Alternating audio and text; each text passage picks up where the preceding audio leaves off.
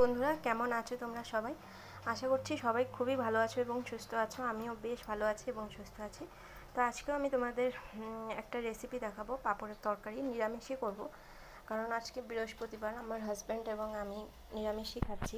তো চলো দেখা যায়। যে দেখে নাও, আমি এখানে সোমবারের মধ্যে জিরা, তেজপাতা এবং শুকনো লঙ্কা ফোড়ন দিয়ে দিয়েছি। এটা একটু ফ্রাই হয়ে নিক, তারপর আমি এই যে আলুটা দিয়ে দিব ভাজার জন্য।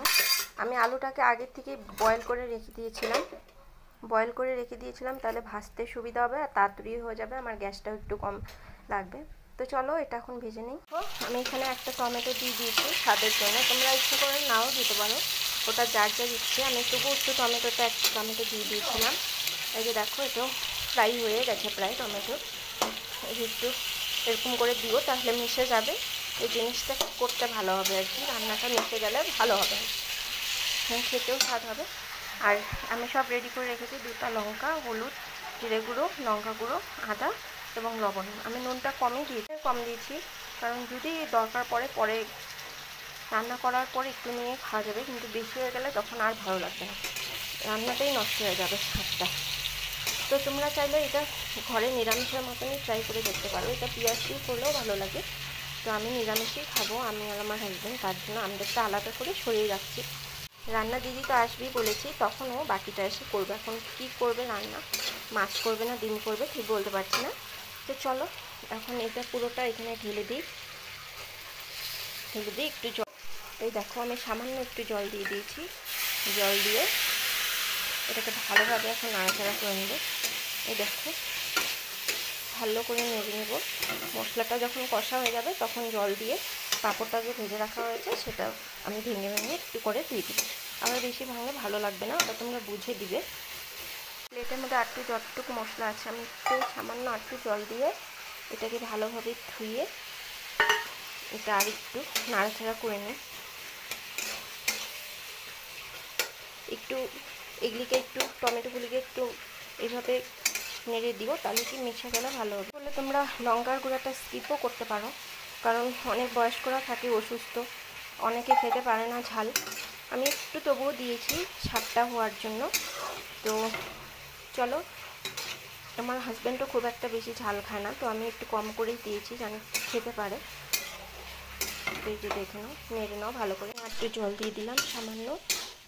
এখন একটু নাড়বো, এটাকে ভালোভাবে আগে কষাতে হবে। একটু কষালে তো জিনিসটা খেতেও স্বাদ হবে। যত সুন্দর করে এটা জিনিসটা ভালোভাবে ফ্রাই হবে মশলাগুলি, তো খেতেও স্বাদ হবে আর আলুগুলিও বয়েল হয়ে যাবে। যতটুকু তোমার হাফ বয়েল হয়েছে ওগুলিও বয়েল হয়ে যাবে। চলো এটা একটু ফুটে নেক, তারপরে আমরা ঝোল দিব এবং তারপর পাঁপড়গুলি দিয়ে দেবো। এটা একটু মাখা মাখা হয়ে গেছে, এখানে এখন জলটা দিয়ে দিই। আমি এখানে বয়েল ওয়াটার দিয়েছি, তোমরা ইচ্ছা করলে এখানে তোমরা এমনিও ঠান্ডা জল দিতে পারো, কিন্তু বয়েল ওয়াটার দিলে কি একটু স্বাদটা তখন ভালো হবে, খেতেও ভালো লাগবে। তার জন্য এই যে আমি বয়েল ওয়াটার দিয়ে দিয়েছি। এই যে দেখো, এখানে একটু জল দিতে হবে। তো এই যে দেখো, এটা ফুটে গেছে, আলুগুলিও প্রায় সিদ্ধই হয়ে গেছে আমার। এই দেখো, আলু আমার সিদ্ধ হয়ে গেছে। এখন চলো পাঁপড়গুলি এক এক করে দিয়ে দিই। তোমরা এইভাবে দিতে পারো বা একটু ভেঙেও দিতে পারো, আমি এভাবেই দিচ্ছি। এভাবে দিয়ে দিব, মাখা মাখা করে করবো। এই দিয়ে দিব, এই যে দিয়ে দিলাম। না জল আছে, একটু হবো।